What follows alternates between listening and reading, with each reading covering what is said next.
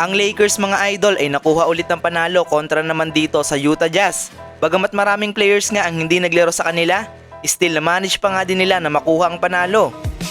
Hindi nga naglaro sa game na ito si DeAndre Ayton dahil sa elbow soreness. Si Gabe Vincent naman ay isang linggo ding mawawala sa lineup ng Lakers dahil sa back pain injury. Habang si Austin Reeves naman ay hindi pa din nakakapaglaro dahil sa calf strain injury nito.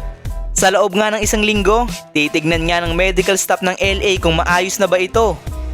Well, dito nga sa naging laban mga idol, maganda ang pinapakitang laro ng Utah Jazz kontra Lakers. Simula first quarter hanggang third quarter, hawak nila ang kalamangan, ngunit hindi naman ito lumalaki sa double digits at talagang naghahabol lang ang Lakers sa kanila. Pagpasok nga ng fourth quarter, dito na nga unti-unting inagaw ng Lakers ang kalamangan. Tulong-tulong nga sila sa paggawa ng puntos hanggang sa makuha na nga nila ang kalamangan dito sa Utah Jazz. At napanghawakan nga ito ng LA Lakers hanggang matapos ang laban. Kaya naman, sa huli ay nakuha ng Los Angeles Lakers ang panalo sa score na 143-135. Pinangunahan ni Luka Doncic ang Lakers pagdating sa scoring dahil gumawa ito ng 40-point triple-double, 45 points, 10 rebound, 14 assists at 5 steals. Mukhang tinanggap nga ni Luka ang hamon ni JJ Redick kahapon mga idol. Sinabi kasi ni JJ Redick kahapon sa kanilang naging meeting, dapat daw ay galingan pa nito sa depensa.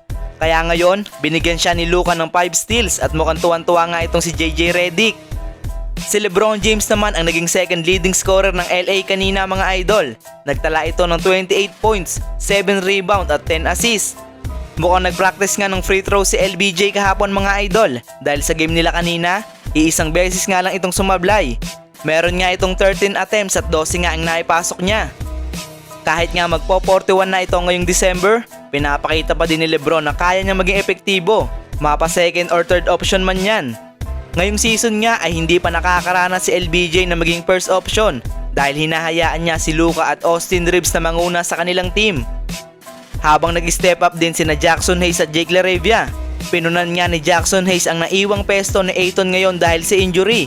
Gumawa nga ito ng 16 points sa 3 rebound, shooting perfect 7 out of 7 sa field. Malaki din ang naging ambag ni Jake LaRavia mga idol na gumawa ng 10 points, 6 rebound at 4 assists.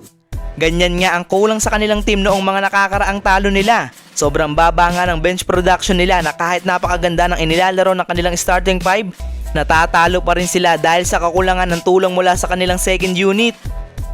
Habang si Jared Vanderbilt naman ay nabigyan ulit ng 25 minutes sa laban na ito.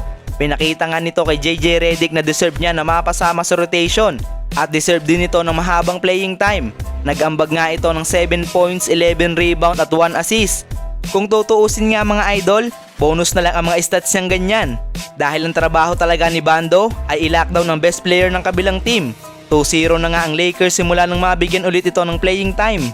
At ang former Dipoy naman na si Marcus Smart ay solid din ang naging ambag nito sa Lakers. Gumawa ito ng 17 points, 4 rebound at 1 assist.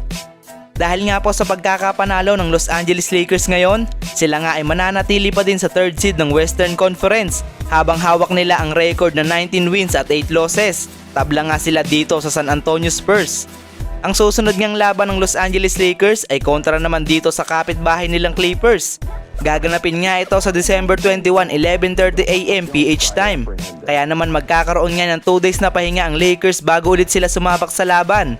Ano ba ang masasabi nyo dito mga idol? Throws up a three, got it.